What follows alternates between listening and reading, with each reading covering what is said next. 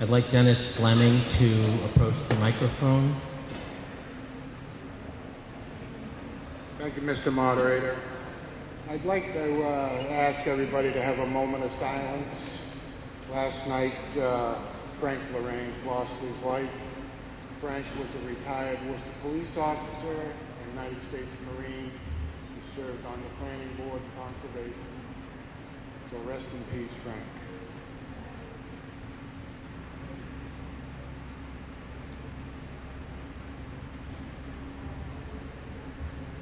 Thank you, Dennis. Also, before we start, I want to recognize Jim Baird. Is he here? I don't see him. But that's okay, I'm going to recognize him anyway.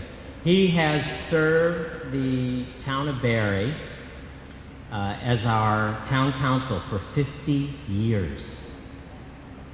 Imagine that. Other than running your own household, what have you done for 50 years? So I think that deserves some recognition.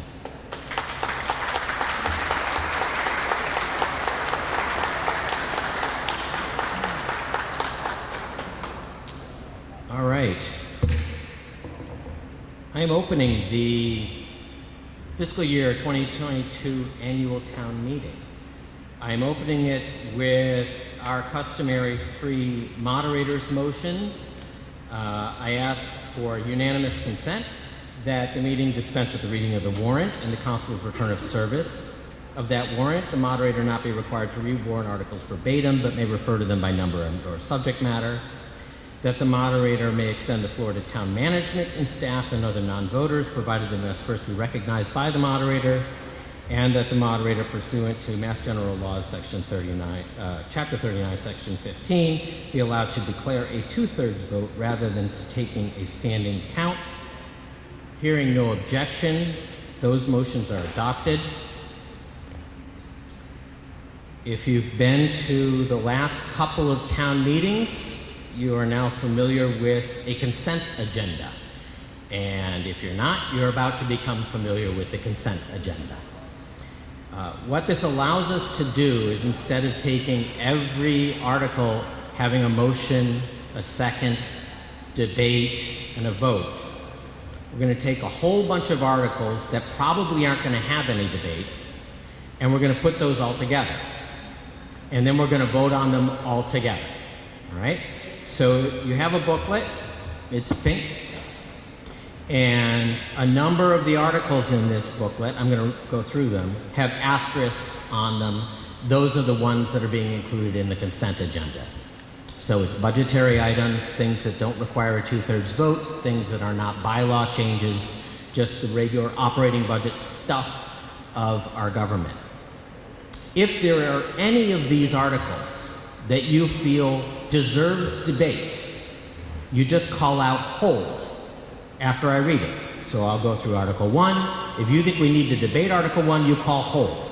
Any one of you can do that, and we will take it out of the consent agenda. Okay? So we're not trying to stifle debate at all. We're just trying to avoid a lot of repetitious stuff. So, here we go. I have to read them all. So, Article 1 is a motion that the town appropriate the sum of $624,478 for the Water Enterprise Fund to be funded from sources, and I'm not going to read those numbers, you can refer to the table. The article is in the amount of $624,478 to establish the Water Enterprise Fund is created through the user fees and charges of water users, transfer of $76,827 from retained earnings, and the current balance of FY20 retained earnings is $547,651. Article 2 is the sewer enterprise budget. It's a motion that the town appropriate the sum of $840,745 for the sewer enterprise fund to be funded from the sources listed in the table on the following page. This article in the amount of $840,745 to establish sewer enterprise budget is created through the user fees and charges to sewer users and the transfer of $65,981 from retained earnings, The current balance of FY20 retained earnings is $721,155. We're skipping over Article 3. That one comes back at the end of the meeting in case we need to balance things up, and we move on to Article 4. Article 4 is a transfer from ambulance receipts. It's a motion that the town vote to transfer from ambulance receipts reserved the sum of $425,000 to fund the fiscal year 22 omnibus budget for the fiscal year beginning July 1st, 2021. Then we move on to Article 5. That's the omnibus budget. It's a motion that the town vote to fix salaries and compensation of all elected officials of the town for the fiscal year 2021 for the period of July 2021 to June 30th, 2022, and further to raise and appropriate funds as identified in the town's omnibus budget as listed in the table. I'm going to give you all a moment to scan the table. If there's anything you think we need to debate, you call out hold.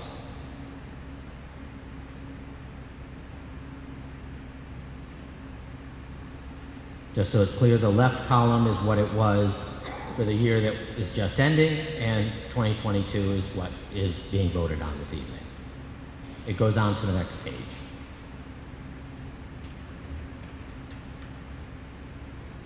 The total amount, $5,806,941.48.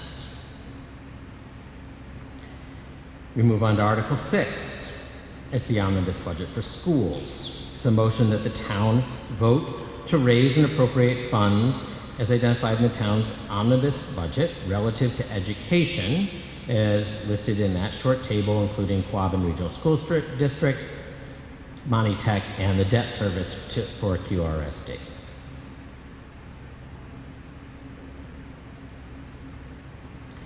Article 7 is for the Board of Assessors property valuations. It's a motion that the town vote to raise and appropriate the sum of $4,000 for costs associated with the assessor's recertification of properties as follows. Interim value adjustment of $4,000. Then we have Article 8 for PEG access and cable related funds. It's a motion that the town vote to transfer the sum of $25,000 from the PEG access and cable related fund to operate the public educational government PEG access and cable related fund for the fiscal year FY22. Then we have Article 9 dealing with revolving funds.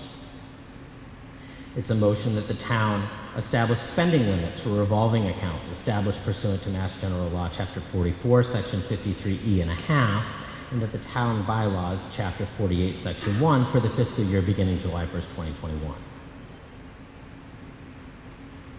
And then there is a list in a table that I'll give you a second to look over.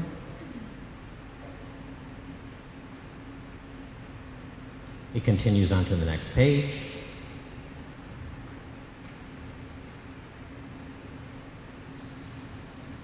And then we have Article 10 for snow removal overtime PT account.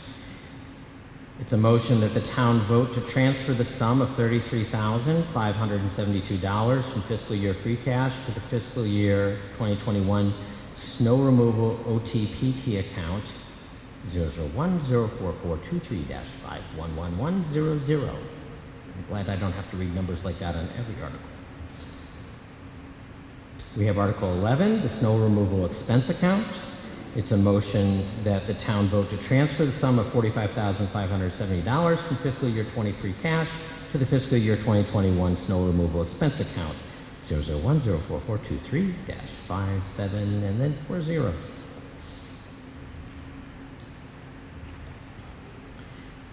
We have Article 12, Wachusett Greenways. It's a motion that the town vote to transfer the sum of $1,000 from FY20 free cash for Wachusett Greenways Trail Fund. And then there's a couple of capitals, so we're going to skip over those and get to Article 16. Article 16 is the Chapter 90 grant. It's a motion that the town vote to accept any and all state highway assistance funds authorized by the state legislature and approved by the Massachusetts Department of Transportation Highway Division under the so-called Chapter 90 Highway Assistance Program to be extended for the maintenance, repair, and construction of town roads in anticipation of reimbursement under the direction of the Board of Selectmen for work on roads located on the state aid primary system as approved by the Massachusetts Department of Transportation Highways Division, and further to authorize the treasurer collector with the approval of the Board of Selectmen to borrow money from time to time during fiscal year 2022 up to the reimbursable amount for the period from July 1st, 2021 through June 30th, 2022 in anticipation of reimbursement of said highway assistance in conformity with the provisions of Mass General Laws, Chapter 44, Section 6A. We're going to skip over Article 17 because that one requires 2/3. Fun fact, if we included that in the consent agenda, the whole consent agenda would require 2/3. Article 18, choosing town officers. It's a motion to pass over article, that should be 18, to choose all town officers because we already have them. Article 19, reports from committees, is a motion to accept the written reports of the town departments for the calendar year 2020. There's a big thick book that you could have seen when you came in that has all of those reports. We're skipping ahead. You're looking for the next asterisk, as am I. Article 31, give me a second to catch up. This is the other post-employment benefits. It's a motion that the town vote to raise and appropriate $15,000 and transfer the sum of $10,000 from FY20 free cash to invest in the OPEB, other post-employment benefits account. We have Article 32 regarding the 250th celebration account. It's a motion that the town vote to transfer $2,199 from the 225th celebration account to the 250th celebration account.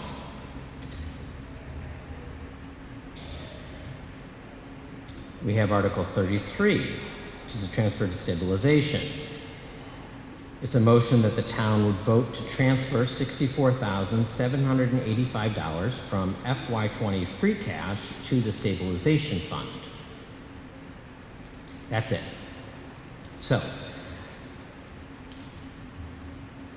what I've just done is gone through a collection of articles on the warrant and read you what the motions for those articles would be. I did not hear any holds. So all of those are going to be wrapped into a consent agenda. We're going to take one vote with no debate as to whether you think we should pass all of those articles. So, this being our first vote, the way that we do voting is that I call for the yeas and nays, and you say in a normal voice, when I call for yeas, yay, or nay, nay if you're against it. If it's not clear to me, then we'll take a series of proceeding steps after that to figure out what the vote was. So, all in favor of those motions in the consent agenda, please say aye. Aye. All those opposed? It's unanimous. Thank you.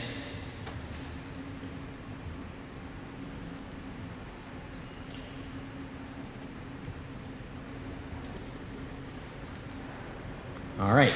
Article 3, I'm going to ask for unanimous consent that we merely put off Article 3. We really don't know the number to use for Article 3 until the end of the meeting, so we're going to skip that one and come back to it unless someone objects.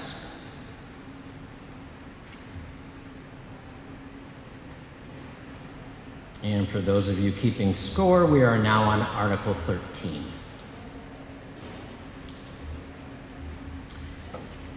So for the people making the motions, I need you to step up to that microphone. I need you to make sure that the microphone is right at your mouth because this is a very echoey place and that makes it easier for our sound guy to do things right. So if you need to raise it, lower it, lean over, whatever you need to do. After you read the motion, which is in the book, it's a proposed motion there, you come up and Ellen has a copy of the book and you sign under the motion. Mr. Moderator, I move the town vote to raise and appropriate the sum of $55,000 to purchase and equip a new police cruiser. I have a motion. I have a second. I do not have recommendations from the Finance Committee or the Board of Selectmen. I'd ask for those right now.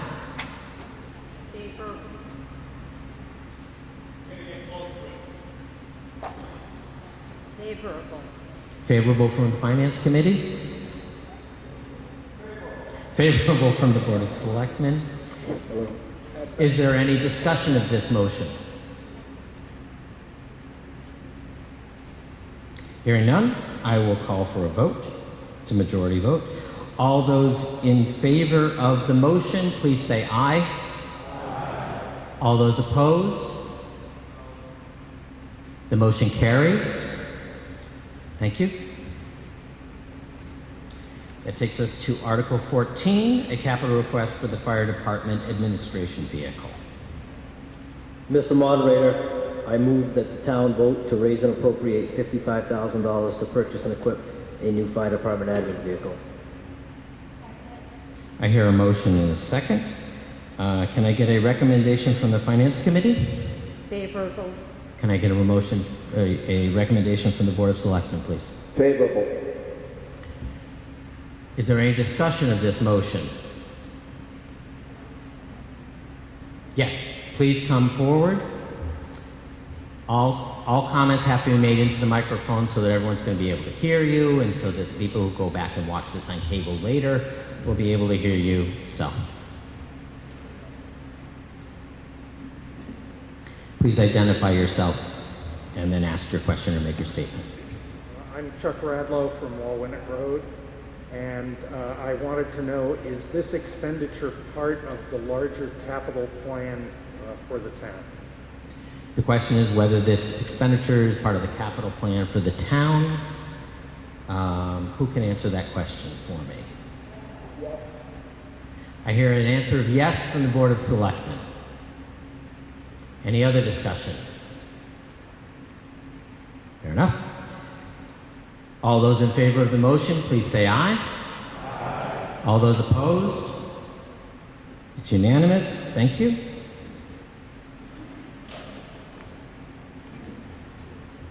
Article 15, a capital request for the Ruggles Lane School generator. Mr. Moderator, I move the town vote to raise and appropriate $50,000 to pay for a new generator at Ruggles Lane Elementary School. I hear a motion and a second. Is there any discussion? Wait, do I have these? No, I don't have these recommendations either. Is the Finance Committee in favor? Favorable. And the Selectmen? Favorable. Any discussion of this motion?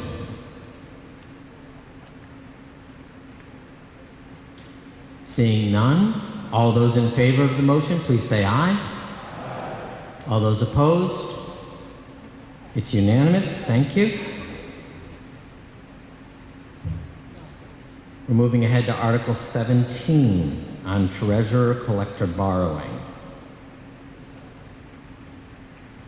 Mr. Moderator, I move the town vote to authorize the treasurer collector, with the approval of the Board of Selectmen, to borrow money from time to time in anticipation of revenue for the 12-month period beginning July 1st, 2021, in accordance with the provisions of Massachusetts General Laws, Chapter 44, Section 4, and to issue a note or notes as may be given for the special period, for a period of less than 1 year, in accordance with Massachusetts General Laws, Chapter 44, Section 17, and to authorize the treasurer collector to enter into a compensating balance agreement or agreements for fiscal year 2022, pursuant to Massachusetts General Laws, Chapter 44, Section 53F.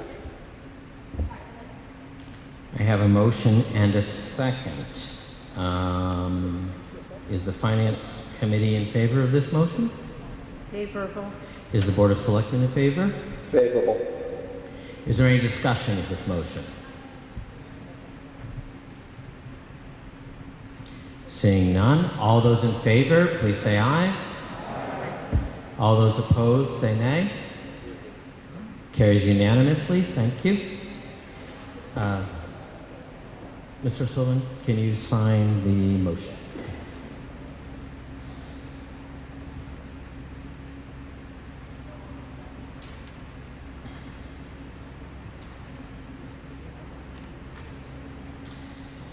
The next one we have to deal with is Article 20, a name change, Board of Selectmen to Select Board. Mr. Moderator, I move the town accept the name change of the Board of Selectmen to Select Board. Finance Committee, you have an opinion? Favorable. And the Board of Selectmen, you have an opinion? Favorable. Is there any discussion of this motion?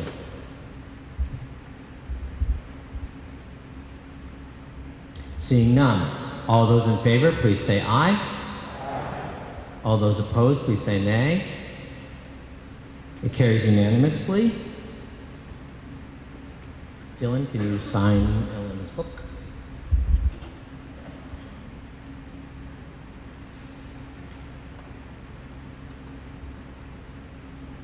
All right. So Article 21.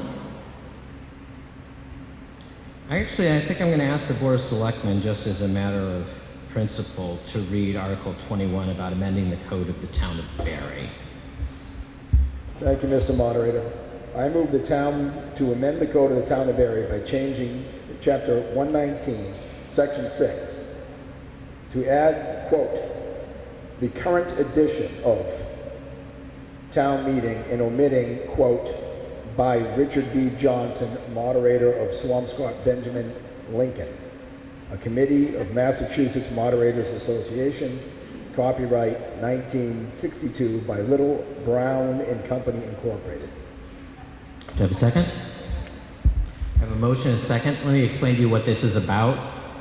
These are the rules of order that I follow, except that our town bylaws say that I can't follow this. I have to follow an old edition that's out of print.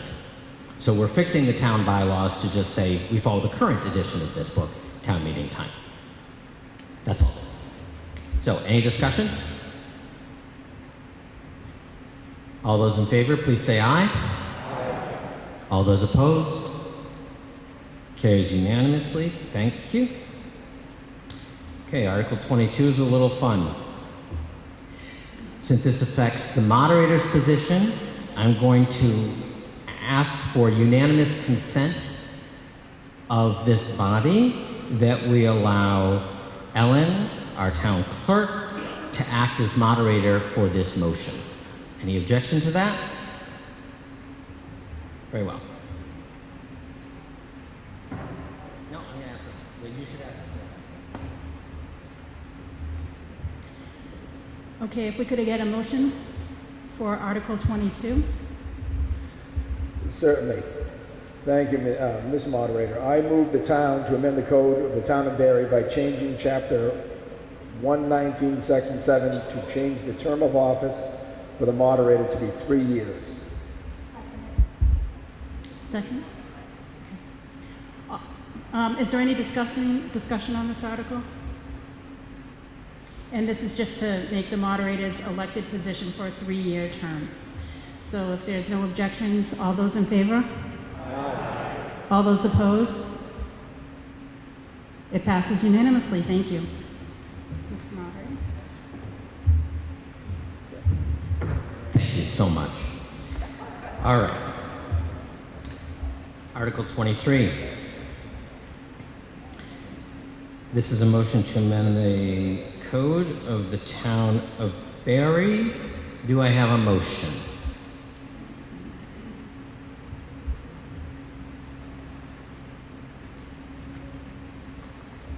Mr. Moderator, I move that the town amend the code of the town of Barre by adding a new section 140-33, Natural Resource Protection Zoning, Nrpc. The proposed new section is in the pink book, I believe. It's very long. I don't think you're going to read it right now.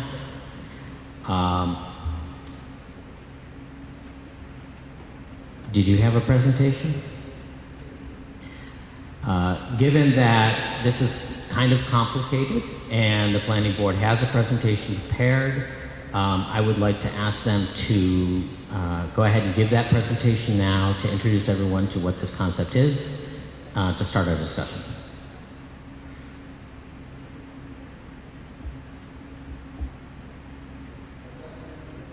See, he's a consultant with the Rural Planning Associates who's going to make a short presentation of the Nrpc proposal. I am allowing a non-resident to speak in order to make this presentation. Thank you, folks of Barre. This work on all four of these bylaws began around 2013 with a previous planning board. When I worked for DCR, I was a consultant to the town through DCR at that time. And the program ended in 2015, and then the bylaws were tabled for a while. But your current planning board, I've since retired, and I'm now a planning consultant. So your current board obtained a grant to hire me back to try to finish these four bylaws. So all four are in their final form, and they're on the warrant tonight. And the first one is the biggest one, and it's the hardest one for me to explain without a PowerPoint show. I brought a data stick that I was hoping to put into a laptop and give you a slideshow up there. Much easier that way. I'm going to try to do this orally and quickly, and I'm going to also refer to some of the handouts that you have. You have some color handouts. They start with flexible frontage on the front, and then go to accessory apartments, then go to natural resource protection zoning. So those are three that we're going to talk about tonight. But Hold, please. Did you have a point of order?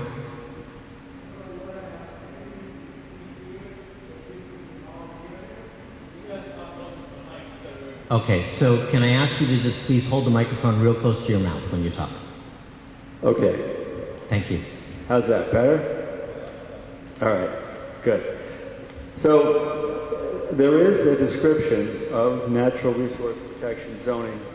It's a one-page description. Probably some of you have read it and others not. But I will try to explain it using the illustrations on the back. These illustrations have two pictures. This is a hypothetical example, actually taken from a neighboring town of Wendell, not too far away. And the top one shows a conventional subdivision. And that conventional subdivision is fairly typical, large lot subdivision with a goodly amount of road coming in from a town road and looping around in a big horseshoe and coming out and creating frontage for all these 2 and 3 acre lots. All of the land is divided up into house lots and streets. That's a typical subdivision, and that's what your zoning is now for your R80 district in Barre. So if you were to get a subdivision, it would probably look something like the top picture.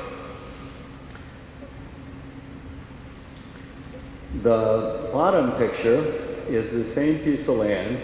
It doesn't have the little connector out to the street because that's what would be necessary to develop the conventional subdivision. They'd have to punch back out to the street, and that happens all the time. But here it wouldn't be necessary. And all of the development here is concentrated on a small portion of this piece of land. And I believe 60-65% is preserved as open space, in this case in the rear. You can see the road, how it comes in down the right side here, gets to a little common and goes around. And then there are a couple shared driveways, one serving 3 houses out to the right, and another serving 2 houses off of here. And there's 12 houses altogether down here. And each of the lots averages about an acre in size. So, Mr. Lacy, yes. apparently the sheet that you're using doesn't exactly match what everybody else has. So if you can come over to Mary Ann, over here at the table. She can show you the one that she's using.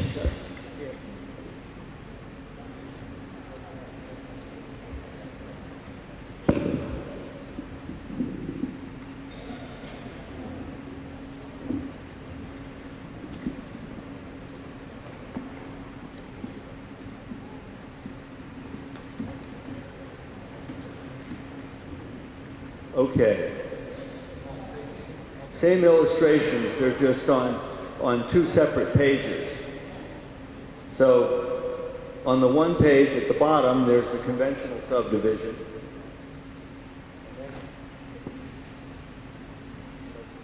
Need another hand.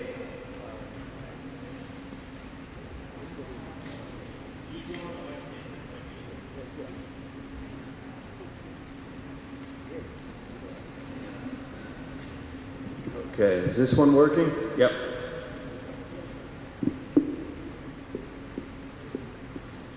Yeah, the only difference here, I'm referring to the same illustrations, they're just on different pages this time. So, anyway, there are a fewer units in the Nrpc. I believe in this example there are 12. There's 18 units in the conventional subdivision. But the advantages of the Nrpc is, for the town, you get 60 or 65% open space. I think this bylaw reads 65. So that's permanently protected open space for the town. And the advantage for the developer, which offsets the slight unit drop, is tremendous savings in infrastructure.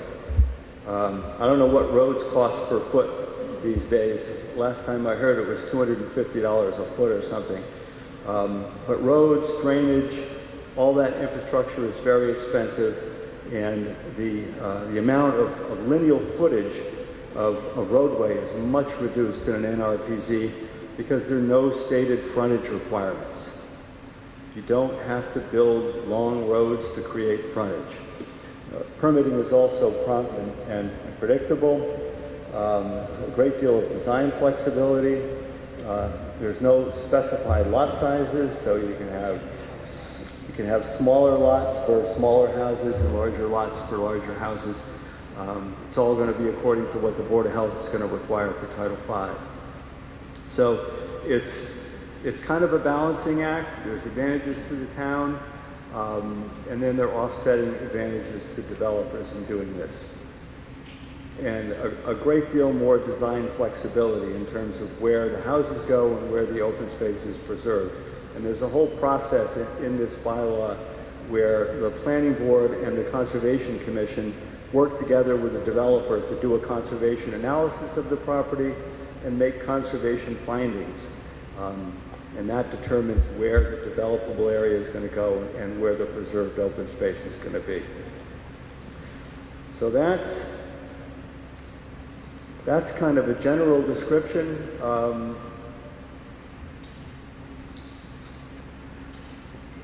The bylaw itself is 6 pages, and I'm not sure if I need to go through the whole thing. I mean, there's some common elements of bylaws. There's a purpose section in the front. It does state that all subdivisions in the R80 will comply with this. There are waivers that applicants can seek. The applicant believes they have a better idea or some other twist that we haven't thought about in the bylaw. They can propose a waiver. They could even propose waiving it right back to a conventional subdivision if that might be a better option for the site, and the Planning Board agrees.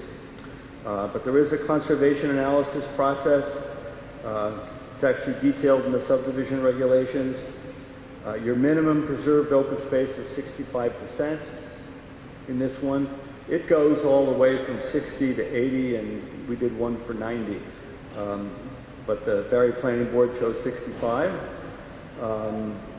which leaves 35% for development, roughly 1/3, 2/3.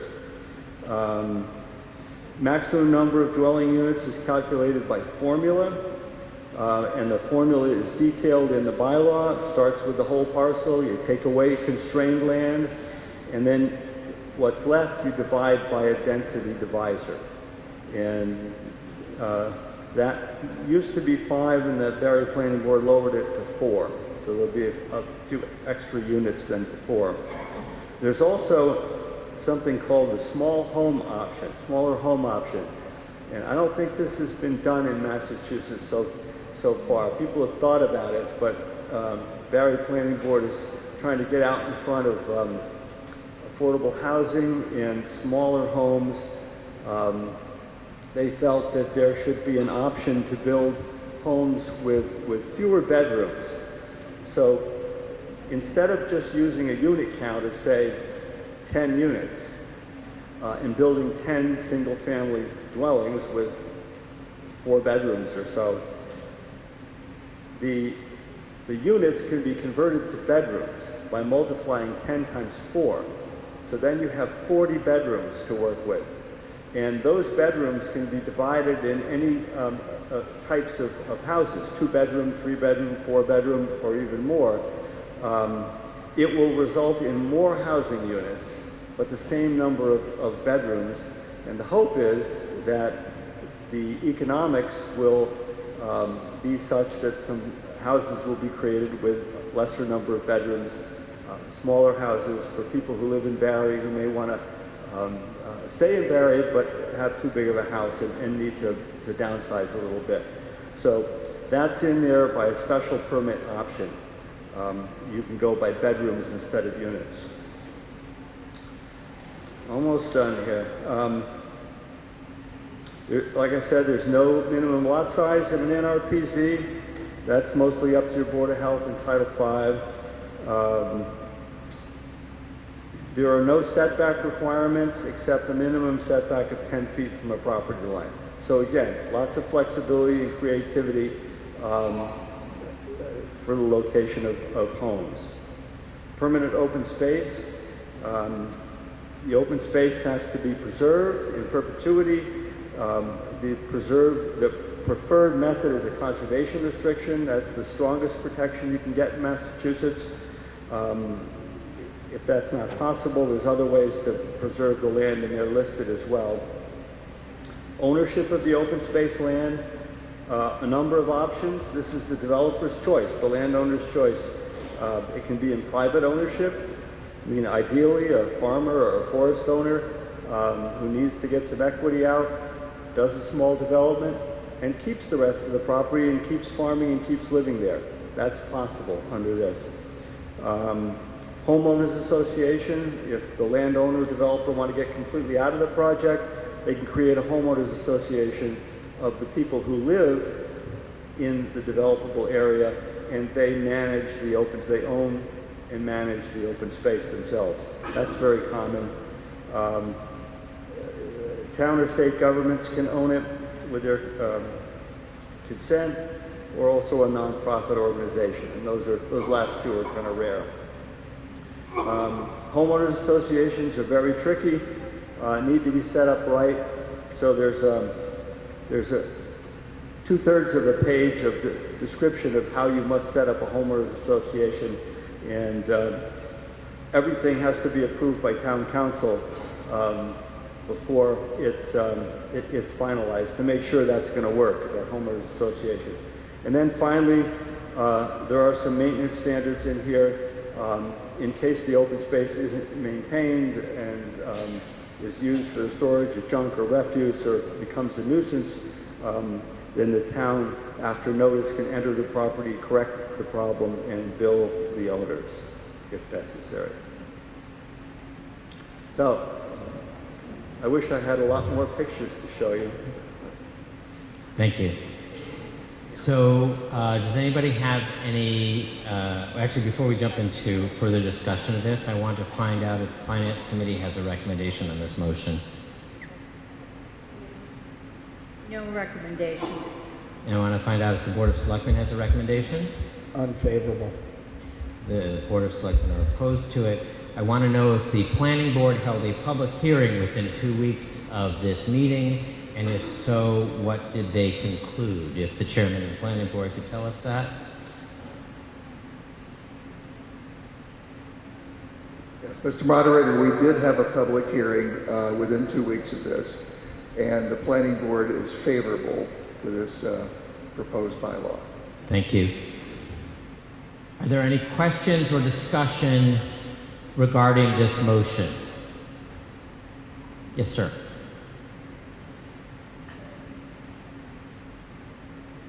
Mr. Moderator, thank Please you. identify yourself. Richard C. Stevens, 905 Old Colbrook Road in Barre. I just want everybody to understand that if this is voted tonight, your right to do a subdivision is gone. The only way you can do a traditional subdivision is a waiver by the 5 elected members on the planning board.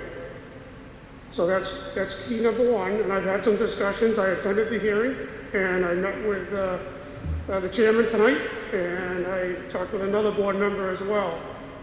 The planning board,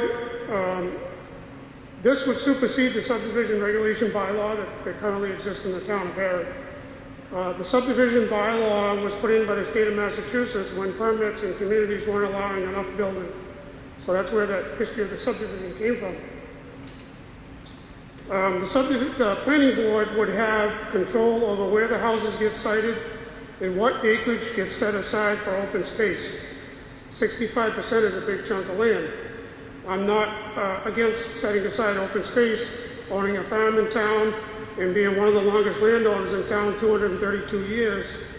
We've been stewards of our farmland. Never once has the town of Barre had to tell me how to maintain and take care of my land. There's a lot of little caveats in here that I know you didn't probably have time to read, but they're going to affect generations to come.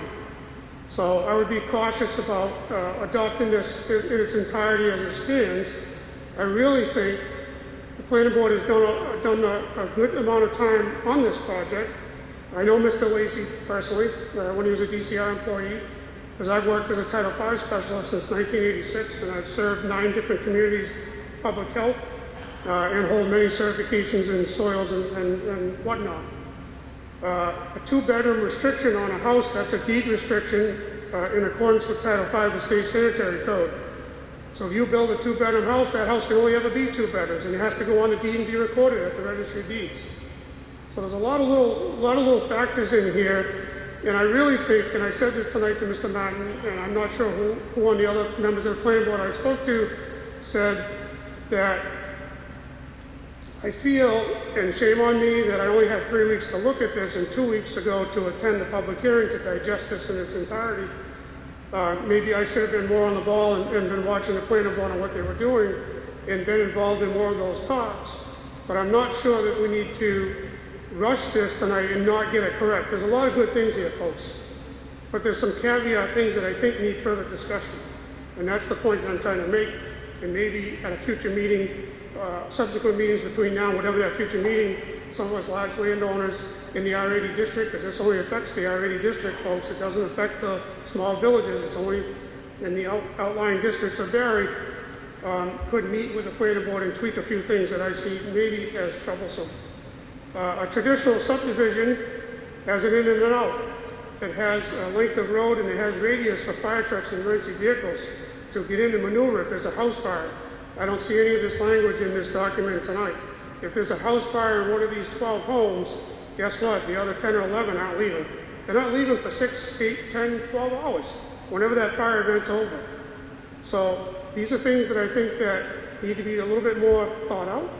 I'm not saying it's not a bad plan. I'm not saying I wouldn't support the plan.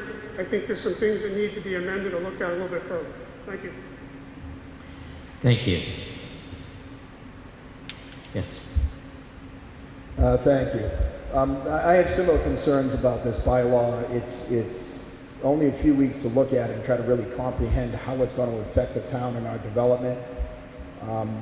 I've been talking for years, and I said several times at some of our meetings, I'd like to see us develop some larger developments with 55 plus that would bring us more revenue from excise taxes without increasing our burden to the school system. And this type of zoning seems to really restrict exactly what we can do for that type of development. Looking at the pictures that you showed us this evening, I personally prefer the development style in the first existing bylaws than the minimized ones they're showing later. Fire apparatus would certainly be a concern. You're creating open land, but who can access it and to what end? This town has tremendous amounts of land protected under watershed protection by the state. You have guaranteed open land. I'm not concerned about saving more open land at this rate. I am concerned at taking away from the farmers we've talked about over the years. There's very few that farm in agriculture anymore, and they're trying to find different ways to survive, and I'd like them to have the ability to subdivide if they want to, and I think that would help our town grow and grow revenues in a way that doesn't negatively impact the town. Aside from my objections to the bylaw in general, I just think at this time it's inappropriate to put it before this body for vote until people better understand it and comprehend it. As the gentleman said, presenting this, the planning board's been considering this since 2013. That's 8 years to think about it and digest it and do what they want. And we've had 2 weeks to listen to it with no chance to have any meaningful input from this town to affect how these laws have been written. They presented it to us. Here's what we're doing. I would prefer, and I won't ask at this point, but I would prefer that this, in some of these articles, be tabled at this point and we address them at a future date. But I'm not making that motion at this point. I'd like people to have a chance to speak on it. Mr. Lipson. My name is Sam Lipson. I live on West Street. I've listened to this for longer than 2 weeks. I've gone to many public meetings. I think there's some confusion here, and I would hope that Mr. Lacy would have listened to some of the objections of Mr. Stevens, which, if he's accurate, there are logical objections, but I would hope that Mr. Lacy would come up and address some of the issues to make it a lot more clearer for us, at least for me. Maybe everybody else understands it, but I guess there are some gray-haired people, so I guess they may understand it equally as well as I do. So I guess that's what I'm asking for, Mr. Lacy to come in and detail. Also, I would like to know which towns have approved this type of zoning, and are they close by? Can we visit them? Perhaps we can explain something about the towns. Thank you. Here's the chairman of the planning board if he wants to, if he has the answers to those, or if he could get that information from Mr. Lacy. I'm not really looking for another presentation from Mr. Lacy, so I'm happy to have the planning board provide us with this information, and you can provide it to them if that works for you. Okay, a couple minutes.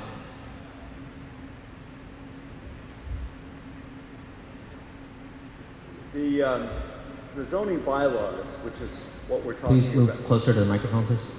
The zoning bylaws are what we're talking about tonight. This is in zoning. The subdivision regulations are separate and governed by other parts of Massachusetts general law. So this does not replace your subdivision regulations. They remain intact. And those roadway safety standards for fire trucks and curves and widths and all that, they don't change by this. Not at all. If you build a road, you're still subject to the subdivision regulations just like you are now. It's probably just going to be a way shorter road, but it's going to be a safe road. The statement that you can't subdivide is not true either. I mean, this is the zoning for a subdivision in the R80. All subdivisions have zoning that attach to them because they all have to comply with zoning. And this is simply the new zoning that would apply to subdivisions in the R80. So certainly you can subdivide in the R80. Which towns near here that I can think of? Petersham, Wendell, New Salem, Shutesbury, Leverett, Leiden are ones that I've worked in and passed these in nearby here. Thank you, sir. Yeah, the gentleman in the, oh, hang on a second.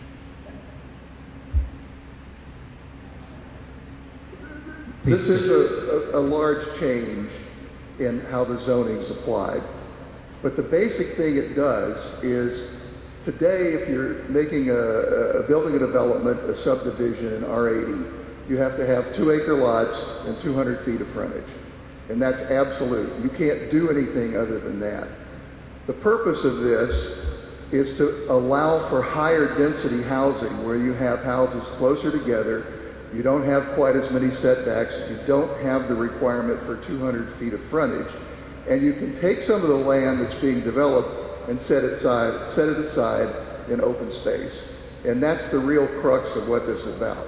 Now, I understand there have been a number of good issues raised, and I don't know that we have answers to all of those. We never have answers to everything on these, and there's no perfect bylaw.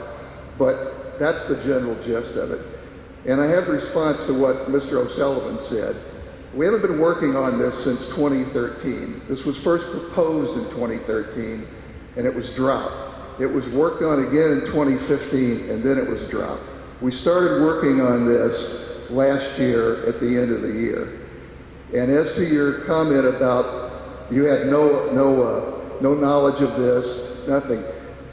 You're welcome at any time to come to a planning board meeting. You've never come to one. You're also welcome at any time to come to the public hearing. You didn't come to the public hearing. You come to those, you'll find out what's going on. Thank you. Thank you. Just a reminder to everyone, please direct all of your comments to the moderator and not to other participants of town meeting. Mr. Higgins?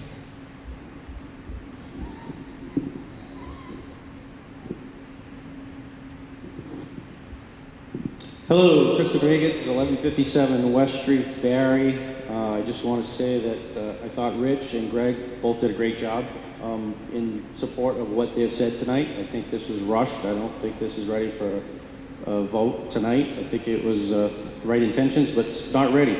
Especially this the statement that when I attended the public meeting, and I also attended a Zoom meeting one time with Jeff Lacey months ago. So been following this for a little while. But this statement, all subdivisions within an R80 zoning district shall comply with the Nrpc provision. At the public hearing, it was made to sound like this was an either or. This is not an either or. This is relying on the planning board or whoever is on the planning board in the future to give us a waiver. If they're not in agreement with that, it loses the option of our family land to put a subdivision on it or anybody's land. So I'm not in favor of this tonight. Thank you. Other questions, comments, discussion? Yes.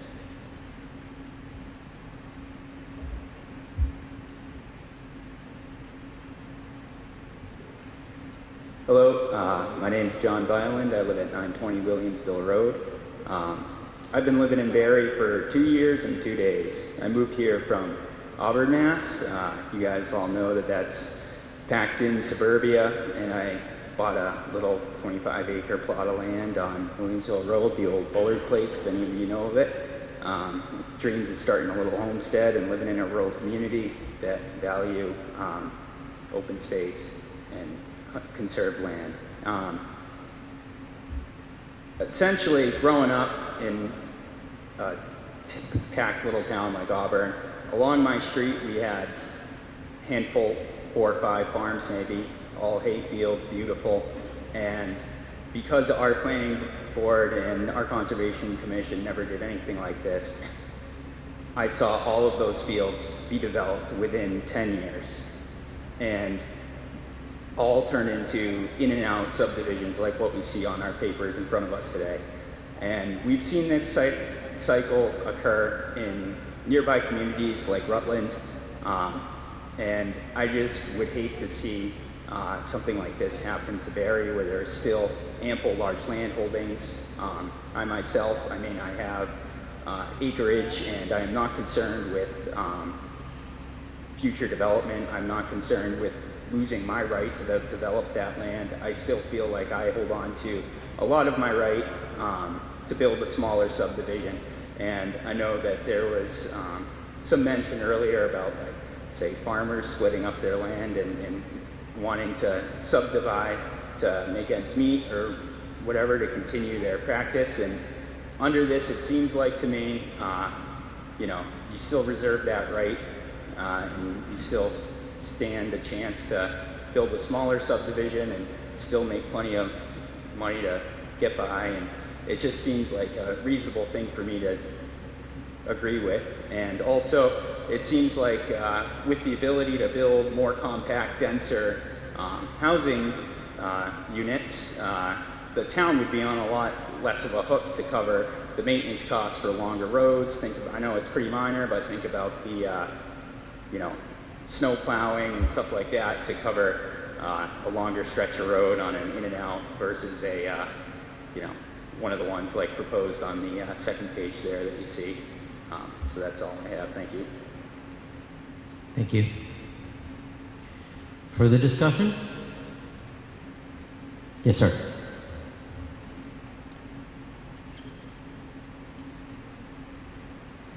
Good evening. My name is Philip Hubbard, 27 James Street. I was wondering if Mr. Lacey has any studies of property values with the Nrpc versus a conventional program.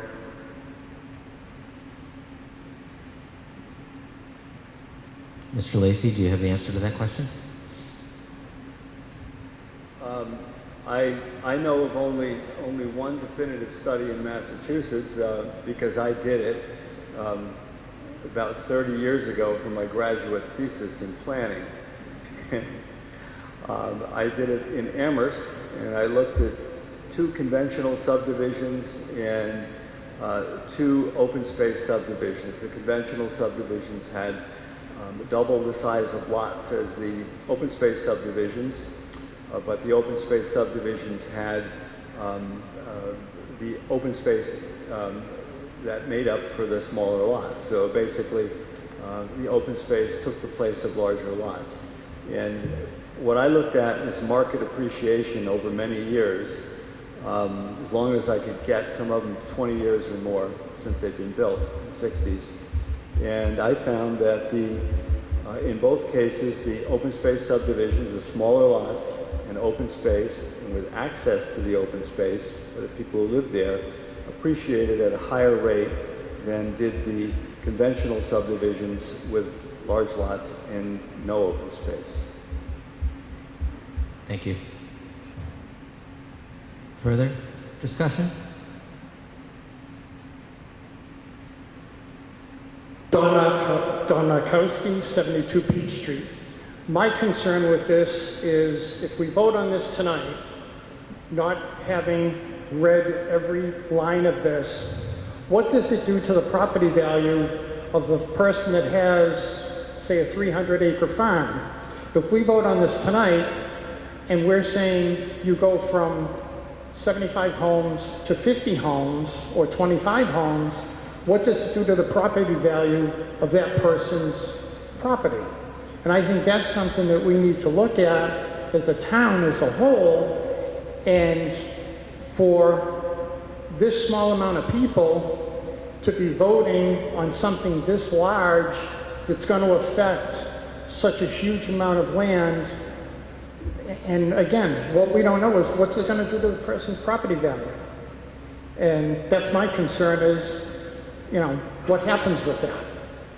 Thank you. Thank you, sir. I think I saw Mr. Higgins' hand up once. I don't want to go around too many times, so I think a second bite at the apple is okay, but let's keep it at that. So, Mr. Lipson, that's enough. So just to follow up what that man just said, I hold here the 1988 copy of the zoning changes and the bylaw of the mailer that was mailed to everybody in Barre. Mr. Caruso has signed the bottom of this. This is 1988. My father saves everything. So anyways, this is how it was done in 1988. Mailed to everybody in Barre, and they got to decide. Mr. Sullivan? I move to table this article. No, okay, that's not in order. So a motion to table would not be in order. You may be moving the question.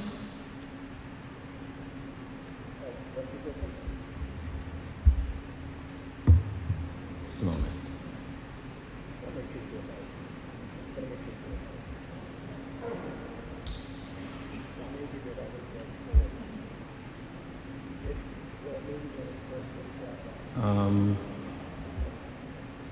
Just a moment.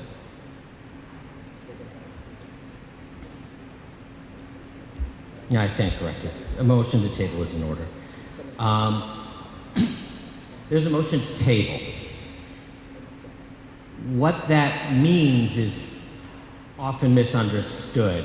I think what's intended here is that you want us to set this aside and not come back to it later in the meeting, correct? Correct. I'd rather see this come to a town meeting at a different time and people can digest it better. Okay. And if you make that motion, then people will have no longer an opportunity to vote on this. Correct. We've already spent 30 minutes on this one article. Okay. I think we can All right, spend we have a motion to table. Motion to table requires 2/3 vote. Is that a point of order, Sam? It depends what you want to say. Do you have a question about procedure? Okay, you may ask a question about procedure. You mentioned earlier that you didn't want to give people more than 2 bites of the apple, and my question was, and you commented when I made an observation, I said, "Are we in a rush?"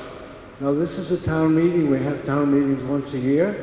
I think people should be able to get off their chest anything that's Mr. Lipson, of please sit concern. down. Mr. Lipson, please sit down. A motion to table is not debatable. You can ask a question of procedure, but you cannot discuss whether we should table this motion. It's not debatable. You must sit down. Thank you for cutting his mic. Ladies and gentlemen, there's a motion to table. We don't get to discuss it. If you vote yes, 2/3 of you vote yes, then we're going to stop working on this motion and we will not move to a vote on the motion. Does everyone understand? All in favor of tabling the motion, please say aye. Aye. All opposed to tabling the motion, please say nay. I can't evaluate in this room by yeas and nays whether it's a 2/3. So I'm going to have to do a standing vote. So I'm going to need a couple of counters. And I'm going to ask Chief Rogowski. Wonderful. And Mr. Brophy. Thanks, Ellen.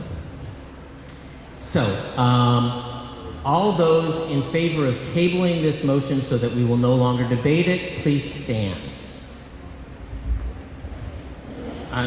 The line we're counting down the middle is here, so you count the ones on this side, and you count the ones on that side. That's the one.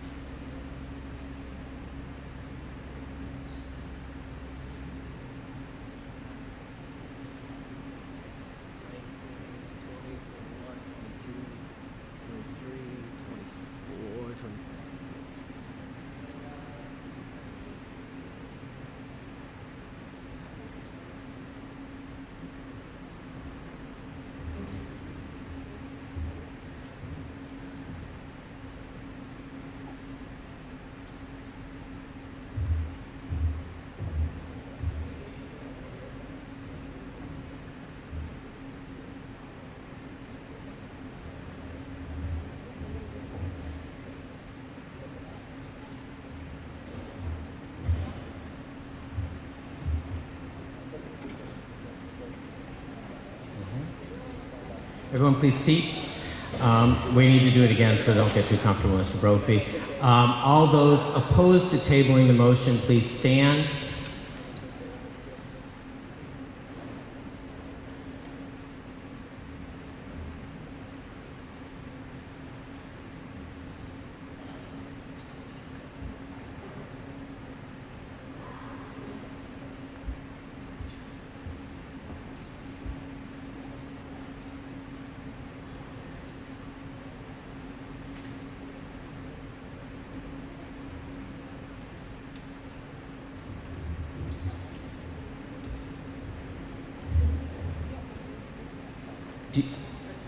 Did you get these two here? Thank you.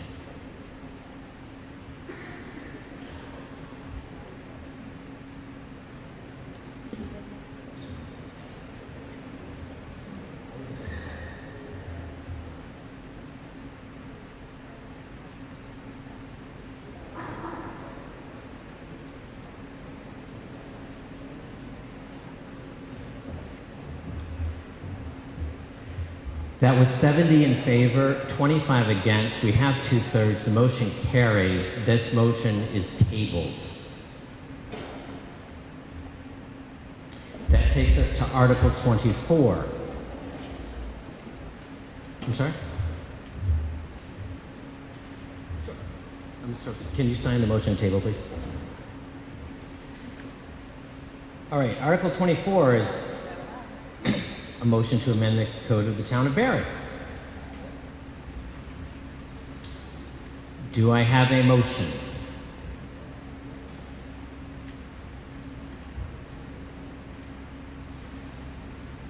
Mr. Moderator, Article 24 and Article 25 are ancillary bylaws in support of the Nrpc bylaw. Since that's tabled now, these aren't really of any validity now. So I would like to withdraw Article 24 and Article 25. Okay, so what you say is I move that we take no action on Article 24. I move that we take no action on Article 24. Do I have a second? I hear a second. Any discussion? All those in favor of taking no action on Article 24, please say aye. Aye. All those opposed? Thank you. The motion carries unanimously. Article 25. I move that we take no action on Article 25. I have a motion and a second. Any discussion on the motion? All those in favor of taking no action on Article 25, please say aye. Aye. All those opposed? It carries unanimously. Article 26. Mr. Moderator, I move that the town vote to amend the code of the town of Barre by adding a new section, 140-36, accessory apartments, or take any action relative thereto. Yeah, not the last part there. So the motion ends at accessory apartments. Do I have a second? I heard a second. Is there any discussion? Maybe you could introduce us to this article and what it means. The article is fairly short, and the purpose of the article is to allow residents of the town of Barre to build an accessory apartment. An accessory apartment means like an in-law apartment or an apartment for a relative or an aging parent on their property with certain requirements as far as space and setbacks and that sort of thing. Under the current zoning that's in place today, you cannot do that. So this allows you to do it. That's the simple explanation. Does the Finance Committee have an opinion on this article? No recommendation. Do the Board of Selectmen have an opinion on this article? Favorable. I believe this is a zoning article. Does the Planning Board conduct a public hearing on this article within the last 2 weeks? And if so, how did you vote?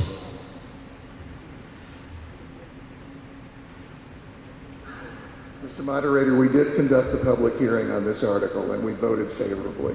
Thank you. Is there any discussion of this article, of this motion?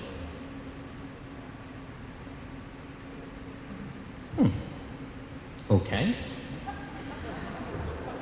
All those in favor of amending the code of the town of Barre to add an accessory apartments clause, please say aye. Aye. All those opposed, please say nay. It carries unanimously. Thank you. Article 27. You're back up.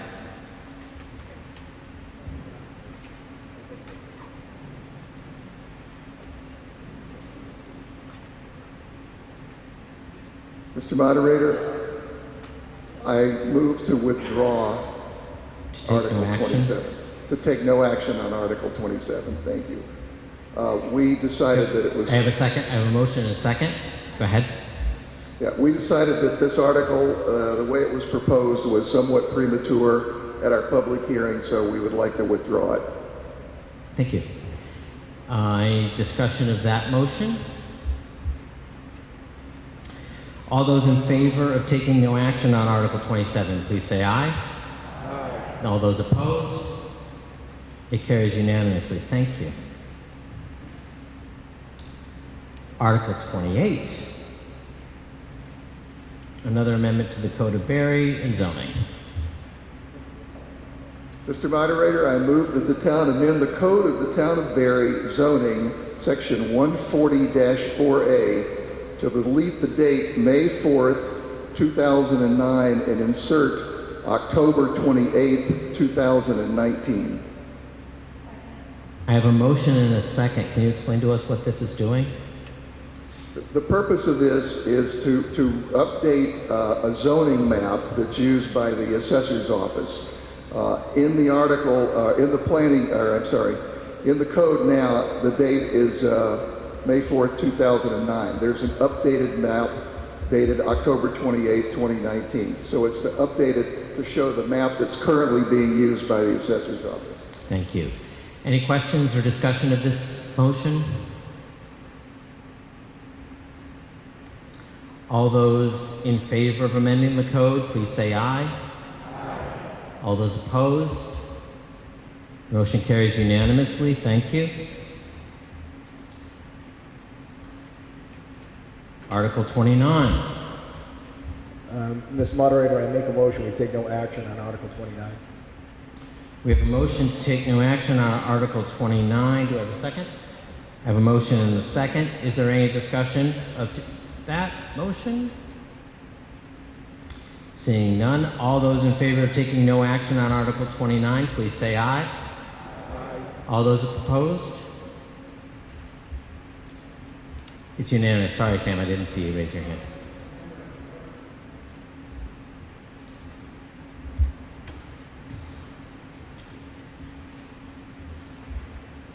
Article 30, a capital request for a roof replacement of the town hall. Thank you, Mr. Moderator. I move the town vote to raise and appropriate $50,000 and transfer the sum of $10,000 from FY20 free cash to replace a roof on the old town hall at 2 Exchange Street. I have a motion and a second. I don't have recommendations. Does the Finance Committee have a recommendation? Favorable. Does the Selectmen have a recommendation? Favorable. Thank you. Is there any discussion of this motion?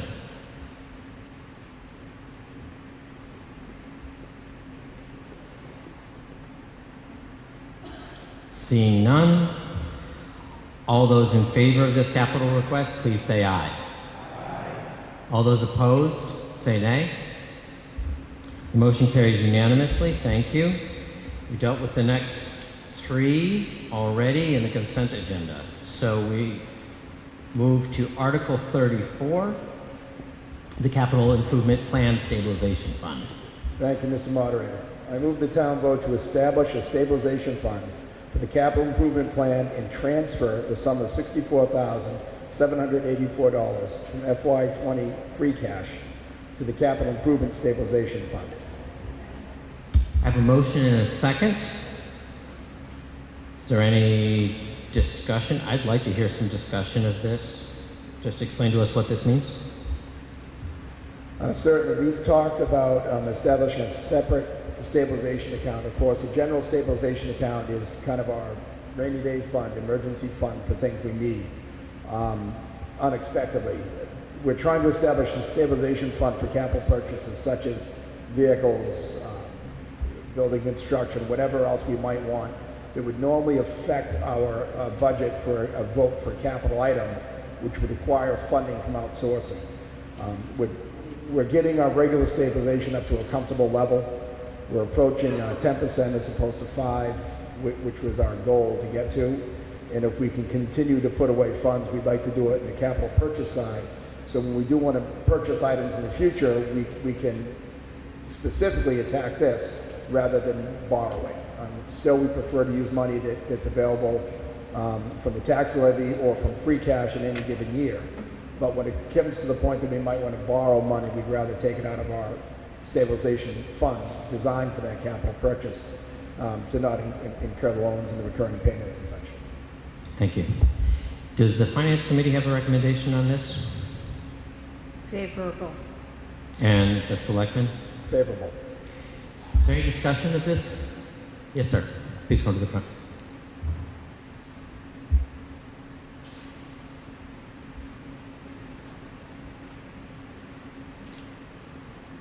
Jim Freeman, 130 Oakham Road.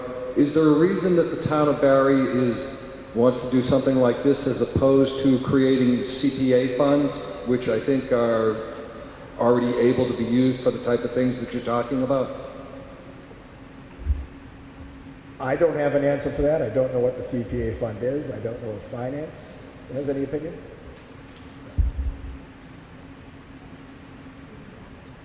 Is there anybody in town government who can answer that question?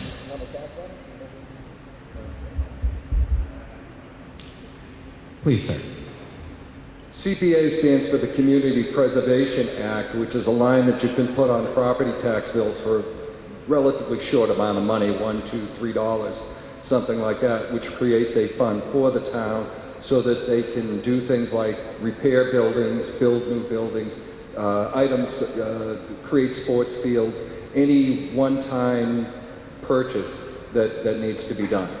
But if the town doesn't have one and they don't and aren't familiar with it, I think that might be something that we should look at. Thank you. Yes, Mr. Urban.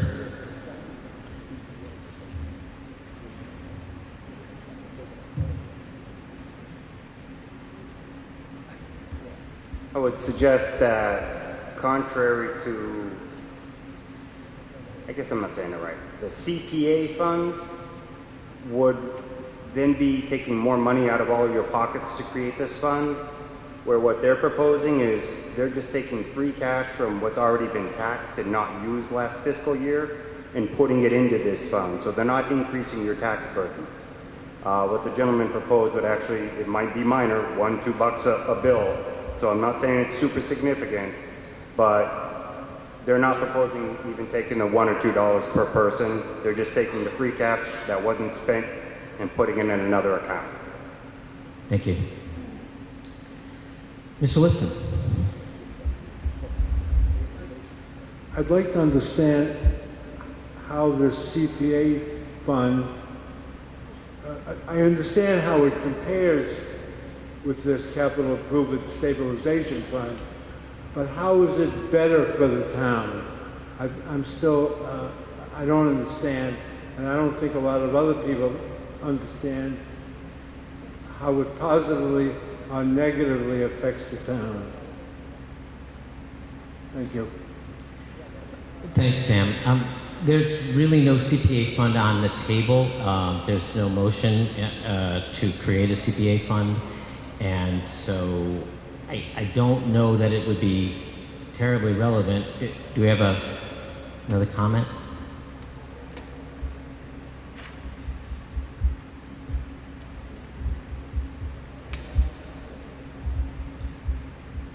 My name is Johanna Swain and I live on Jackson Lane. I actually worked in municipal government for over 20 years. The town that I actually worked in had stabilizations outside of a regular general stabilization. General stabilization is for access to purchase anything. We actually had one for town maintenance. It was structured very similar to what they're trying to do.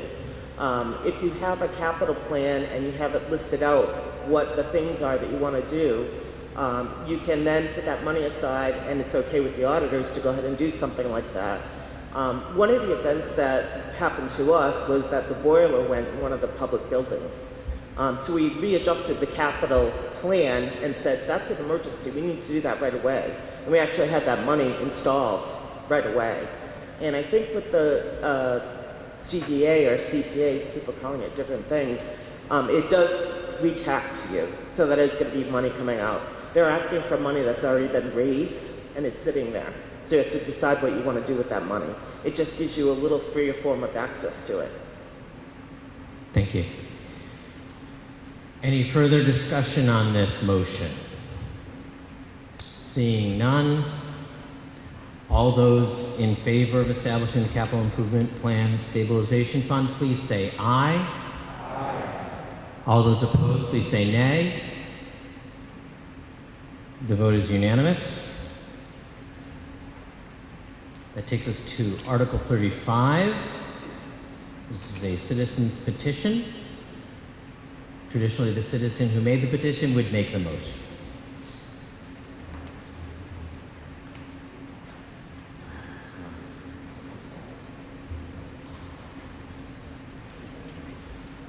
Matt Urban, Williamsville Road. I drafted a petition to amend. I would like to make a motion to see if the town will vote to amend the code of the town of Barre by replacing Article 3, Section 18-14, Conduct of Meetings Minutes, with Article 3, Section 18-14, Conduct of Meetings Recordings and Minutes. I took the existing bylaw that pretty much described certain requirements of open meeting law. Wait, Mr. Urban, you're making a motion. Unfortunately, you actually have to read the entire thing. I have to read. You have to read your entire motion. Proposed replacement. Just the replacement. Okay. Let me finish reading that, and then I'll answer questions. The replaced bylaw conduct of meetings, recordings, and minutes reads as follows. Paragraph 1. Every board, commission, committee, or subcommittee established in the town of Barre shall conduct all meetings in accordance with the open meeting law of Massachusetts. Furthermore, the clerk of every board, commission, committee, or subcommittee shall file with the town clerk a written copy of minutes from every posted meeting.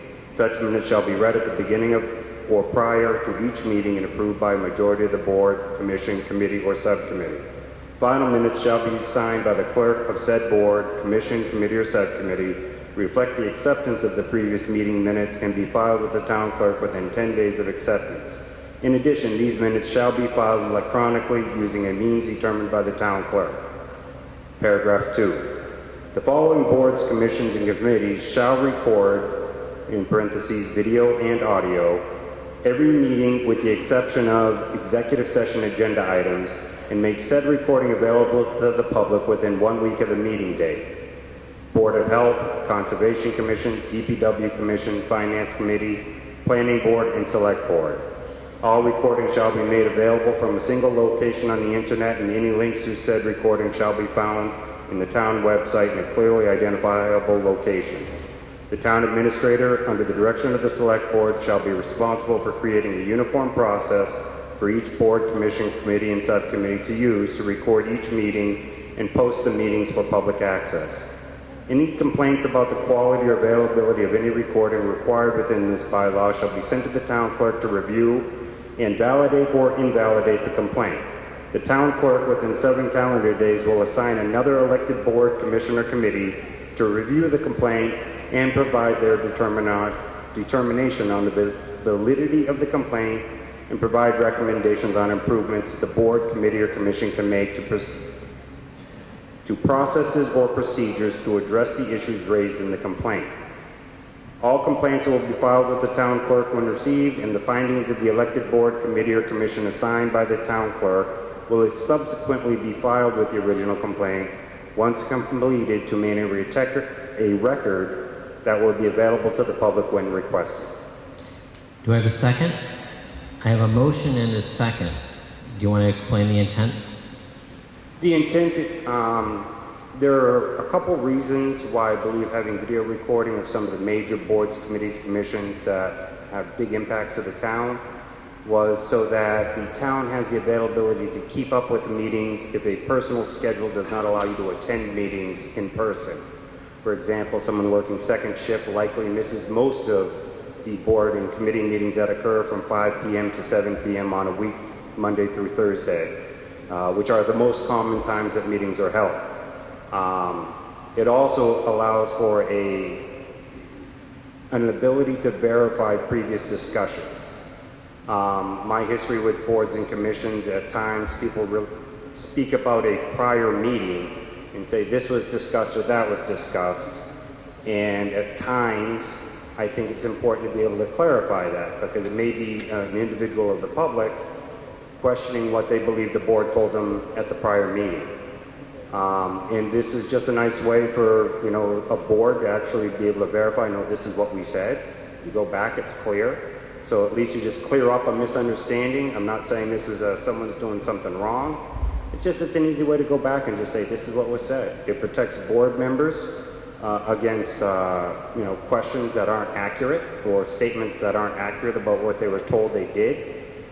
It also protects the town's interests for the individuals coming before boards so they can actually feel comfortable that the rules don't get changed here or there. And it's just keep it open, keep it available, and especially with bylaw, these can happen over weeks and months, and it's very difficult for individuals to go to a board and keep up with that bylaw development. If you could go to the video, probably in about 2 weeks, you could watch most of the meetings that mattered, so you know how they got where they did. Thank you. Is there any discussion of this motion? Sir.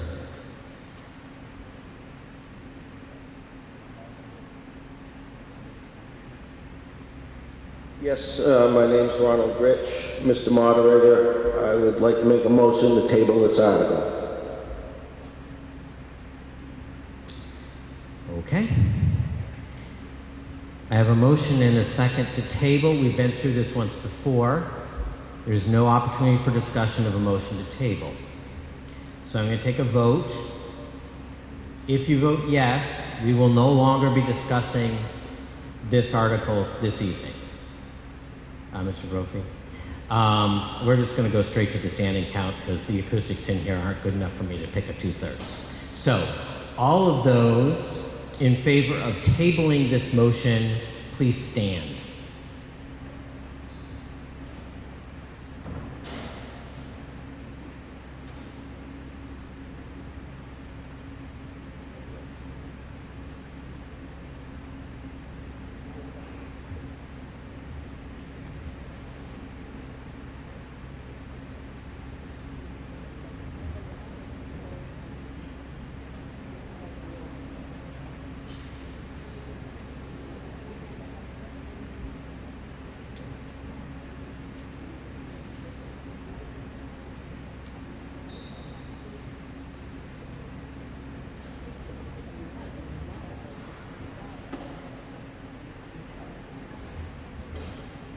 Thank you. Everyone can be seated, except my counters.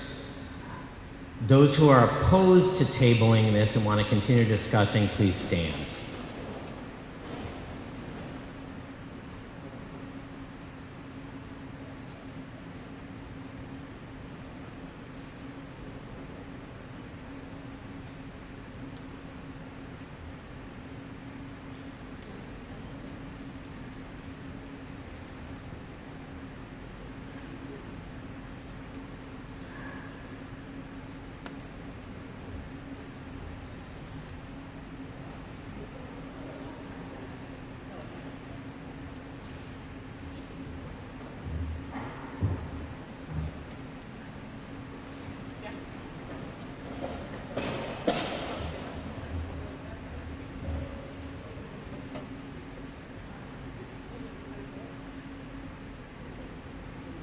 Thank you.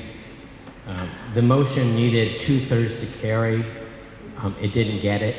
So we are going to continue discussing this motion. Any further discussion of the original motion, Ms. Marshall?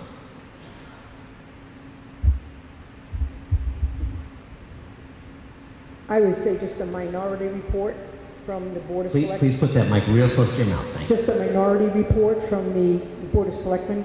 In my opinion, the spirit and intent of the article is exceptionally good and should be recognized, but it's strange to me that there's only certain boards that are included.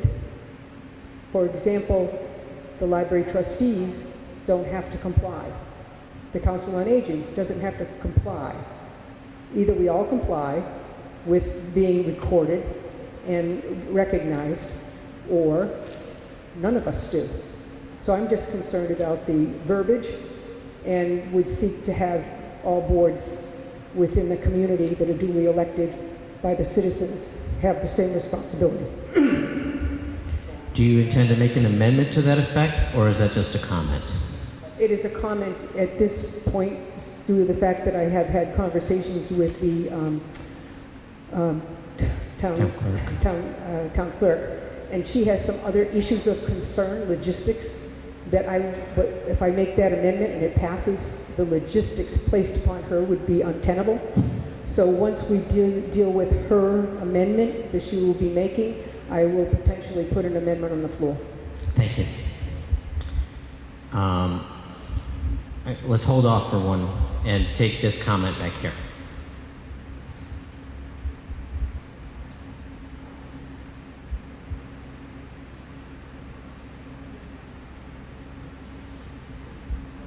Elisha Musgraves, Williamsville Road. So I similarly agree with the sentiment behind the proposal, the motion, in terms of transparency and forthrightness, but my concerns as a sitting board member are our current technological infrastructure and the support that we have behind that. For example, I know we have the CCTV system in the select board's room, but I know that would put undue strain on the board clerk because all of our files and our permitting system is on the 3rd floor, and there would have to be a way to make the transition of once we approve a project, getting that paperwork to the applicant in a timely fashion. It breaks the process up from what the boards have been doing for years. And I'm a newer member to the board, and I'm probably more open to technical change, but again, we don't have currently the infrastructure, I believe, to support just a massive change like this. So I would like to see more of a plan with the proposal of how we're going to support the transition of getting all of the boards onto this recording methodology. Thank you. No. Do you want to make a... hang on. So I recognize our town clerk who wants to offer an amendment to the motion. You don't have a mic, so let me get you one.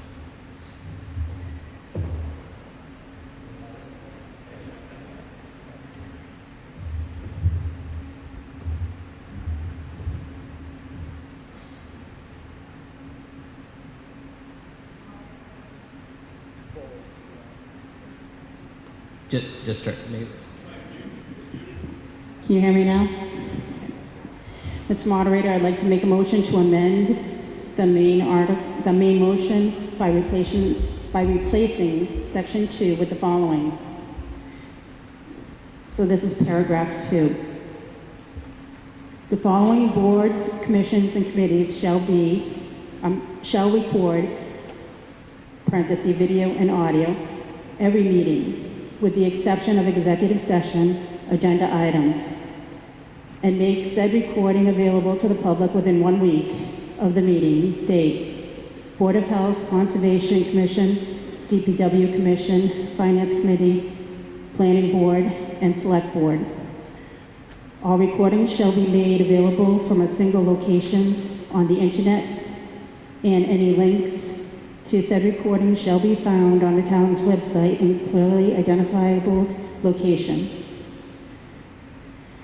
The town administrator, under the direction of the select board, shall be responsible for creating a uniform process for each board, commission, committee, and subcommittee to use to record each meeting and post the meetings for public access. Any comment about the quality or availability of any recording required within this bylaw shall be sent to the chair of such board, committee, commission of any recording required within the bylaw. I'm sorry, I read that wrong. Any complaints about the quality or availability of any recording required within this bylaw shall be sent to the chair of such board, committee, or commission to review and validate or invalidate the complaint within 7 calendar days and provide a written determination on the validity of the complaint and a recommendation on improvement. All complaints will be filed with the board, commission, or committee when received and will subsequently be filed with the written determination once completed, to maintaining a record that will be available to the public when requested. So basically, I know that was a lot. It's basically the same paragraph. What I was changing specifically was, rather than having filings coming through the town clerk's office, the complaints would go directly to the individual boards or committees, and then they would remedy it they would acknowledge the complaint, they would give a written determination, and then they would give their recommendations and file it with their boards. I don't believe that those should be coming through the town clerk's office. I think it should be going back directly to the boards for their determinations. Okay. That's it. Thank you. So there's an amendment on the floor. So what we do is now we discuss this proposed amendment. We don't discuss the main motion right now. So if anybody has any comments about the amendment that was just offered, I recognize Mr. Urban.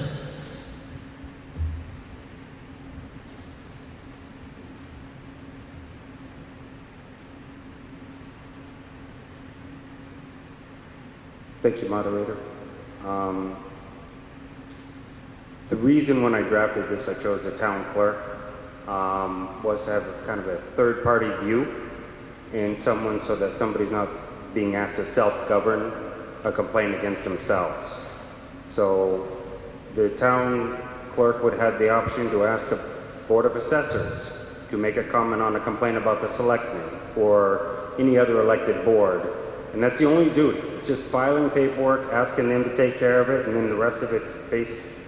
That other board has a responsibility to then file it back, and it just goes in the record.